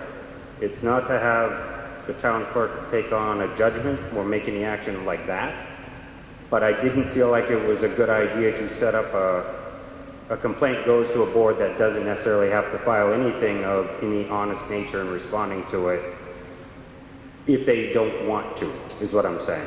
You know, I do believe it's important that somebody else now has a voice to discuss whether that complaint's valid. Thank you. Is there any other discussion of the amendment? Mr. O'Sullivan? No, not of the amendment. Okay. Mr. Lipson? Are we able to add the committees that Maureen Marshall listed? You can't amend an amendment, but if this amendment, whether it passes or fails, then someone could offer another amendment to the amended motion or to the original motion, depending upon what happens. Thank you. Yep. So, you only go one level deep with amendments. Do you have a question about the amendment? Would the clerk consider recommending that we form a committee to review those rather than assign it to them? You know, the idea of going back to the board that's not following the procedure doesn't seem wise.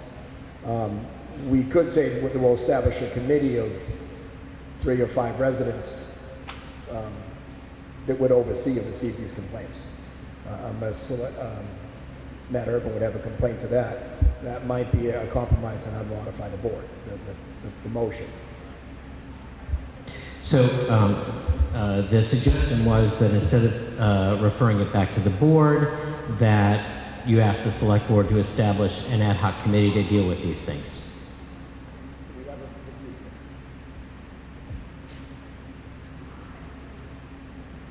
She wants to speak. May I speak? I just feel that it should be, if there's a complaint because the audio or there's a technological problem, that it should be addressed to the appropriate board and the chair, and then they should be able to determine it between their board.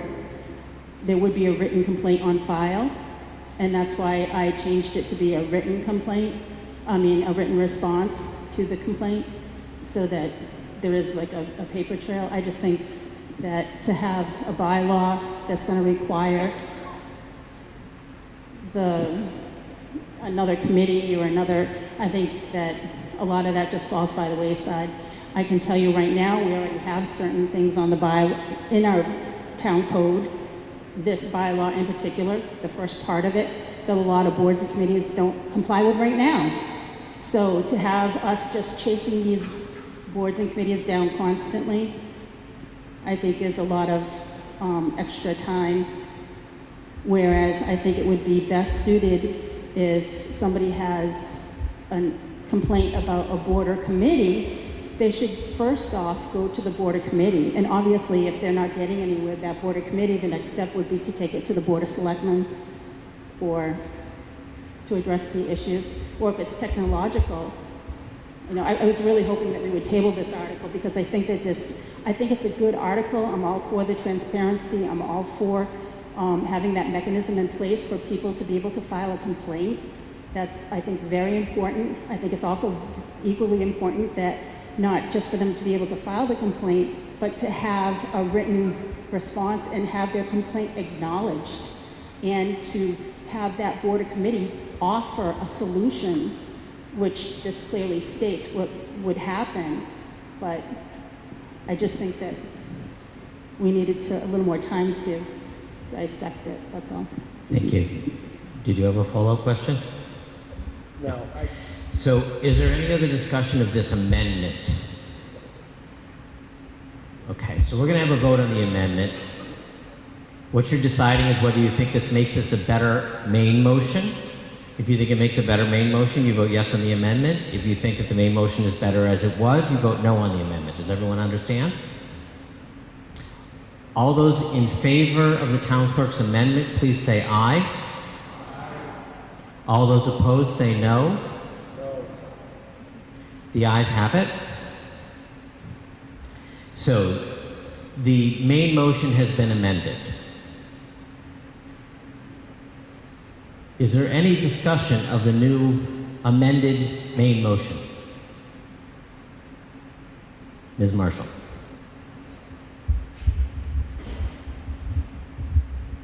Again, I feel strongly that the language in the original bylaw, which says every board, commission, committee, or subcommittee established by the town of Barre shall.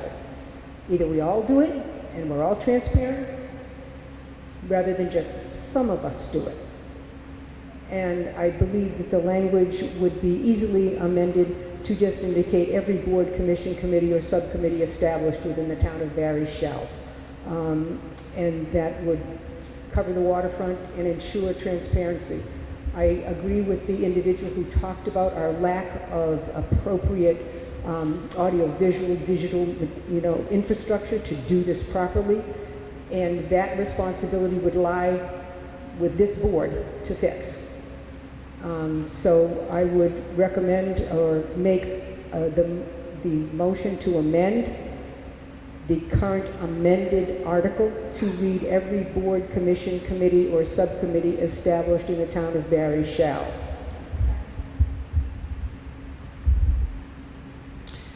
I have a motion and a second.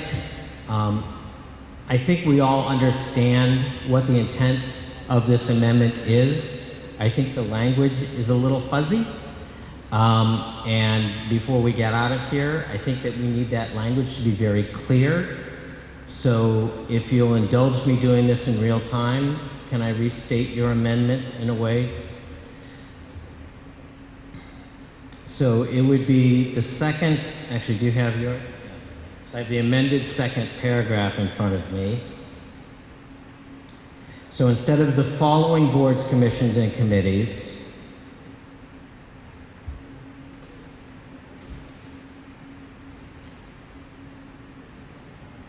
it would read exactly the same as paragraph 1 did. Every board, commission, committee, or subcommittee established in the town of Barre.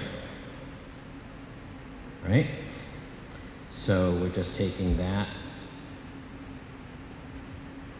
Every board, ... town of Barre.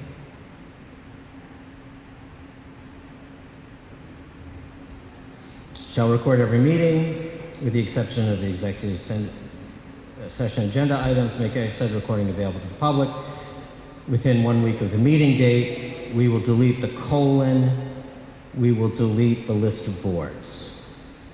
And then I think we're good. Right? You agree? Okay. So, I'm going to just read this to you guys so that you know what we're voting on. So, the motion is to amend the new version of this to read in the second clause, every board, commission, committee, or subcommittee established in the town of Barre shall record video and audio every meeting with the exception of executive session agenda items and make said recording available to the public within 1 week of the meeting date, period. And then it'll continue with what Ellen had said. All recordings shall be made available from a single location on the internet and so on. All right? So, this is a new amendment on the floor. Can I have discussion of that amendment, Mr. Urban?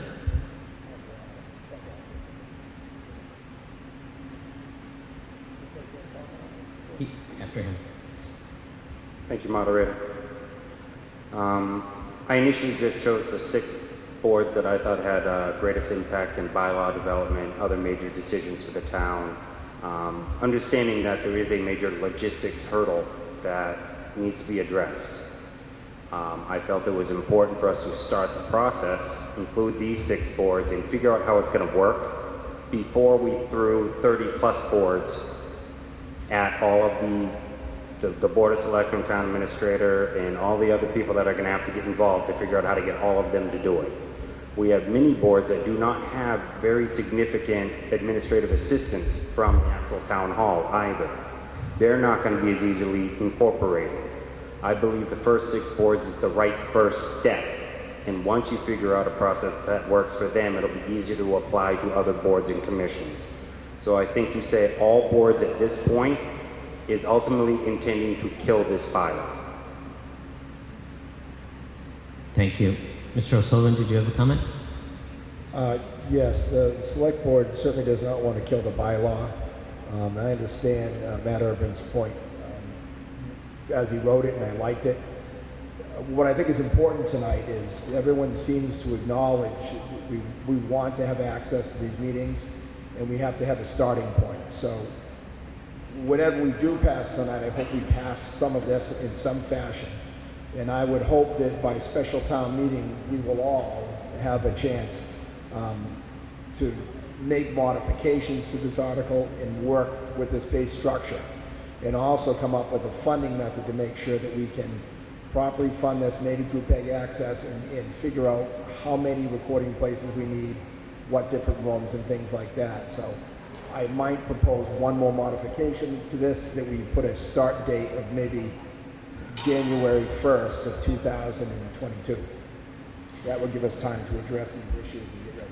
Okay, I'll ask you to hold that, though, because we have an amendment on the floor, so you can offer that as another amendment after if you want.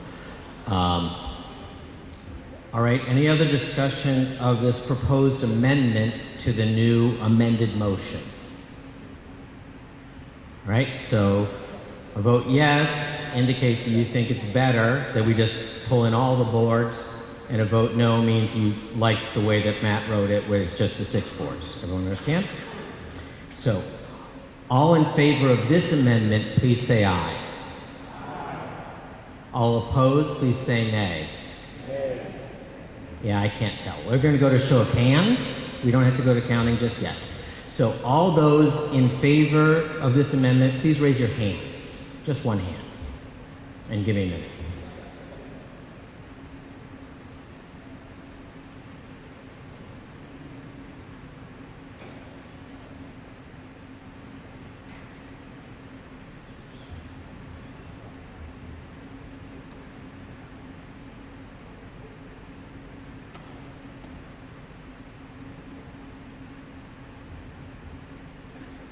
Great. Thank you. You can put your hands down. All those opposed to this amendment, please raise your hand.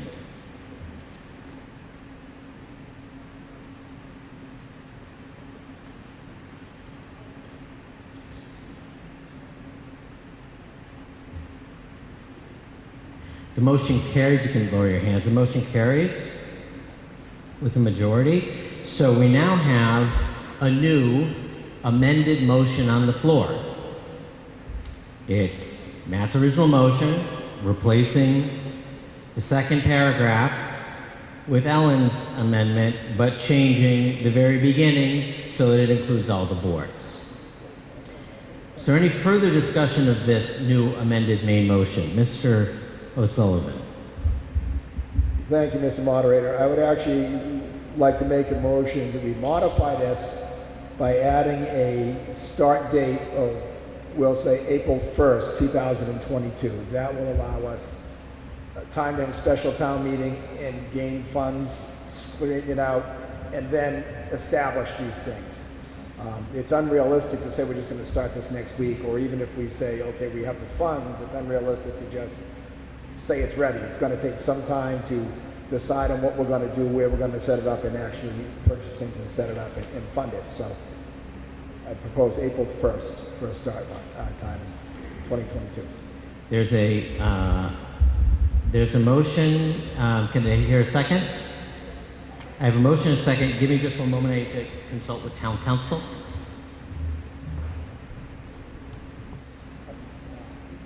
Comes last?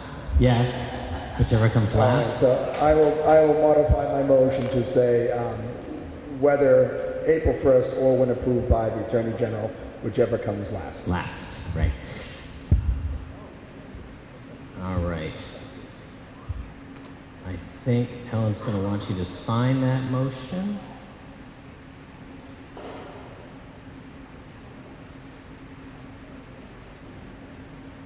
And you want this all at the end of paragraph 2? All at the end of paragraph 2. Bear with me, making a note.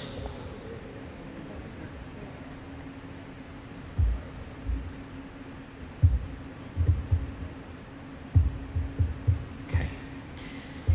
So we have a motion on the floor to make another amendment that this whole thing doesn't go into effect until April 1st, 2022, or when approved by the Attorney General, whichever comes last. We have discussion of that. I saw a hand. Nope, we don't have a hand. I have a hand over here. I see.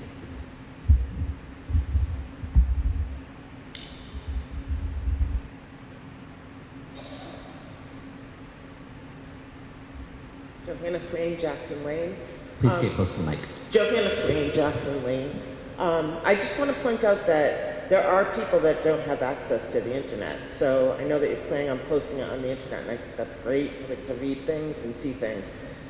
You would have to keep in mind as you're forming this together that you're going to have someone who, under the Freedom of Information Act, if someone asks for a copy of that tape, someone's going to have to make a copy of that recording, and you can then charge the person and ship it out and mail it out. So just keep that in mind, that that's going to be an obligation to the town.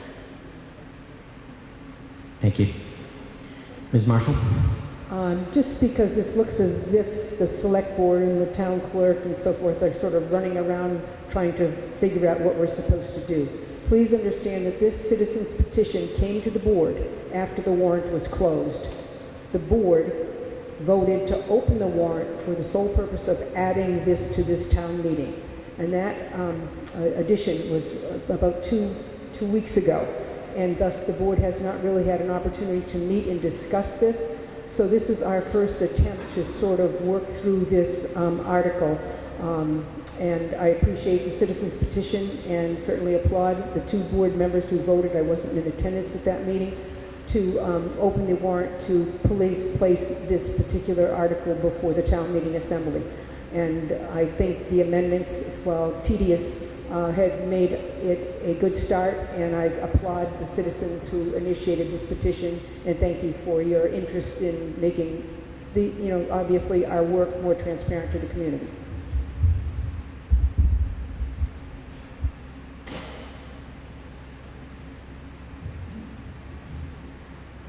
All right, so I just checked with Ellen because it's hard to keep your eye on the ball here. We haven't voted on the amendment yet, the last one. So, any other discussion of the amendment, just adding the start date? Okay. All those, so if you vote yes, you think that this main motion is better with a start date on it, and if you vote no, you think it's better the way that it was without a date on it. All those in favor of this amendment, please say aye. Aye. All those opposed, please say nay. The motion carries. We now have a thrice amended motion that we can discuss. Is there any further discussion of the main motion? There isn't? Well, that's great. All right, then I think, does anybody really need me to go over exactly what we're voting on, or are you kind of comfortable with it? Comfortable with it? Good answer. So, all those in favor of the motion, which includes those 3 amendments, please say aye. Aye. All those opposed, please say nay. The motion carries with the majority. Thank you. That's our last warrant article. So, ladies and gentlemen, hang on a second. Town Council would like to address the meeting.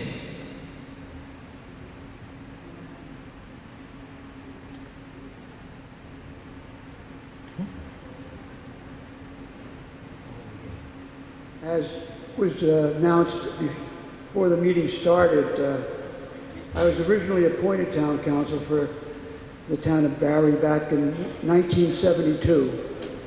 And it's been my pleasure to work for and meet with and deliberate on many, many, many topics for the town over those years. 2020 was a lousy year for everybody, myself included. 2021 has been a lousier year. I've had many tests, some not so bad and some not so good. I am hoping to be able to be reappointed for one last year, if that's the Board of Selectmen's pleasure. If not, this would be my last town meeting. In any event, I would be retiring either this year or June of 2022. I thank you all.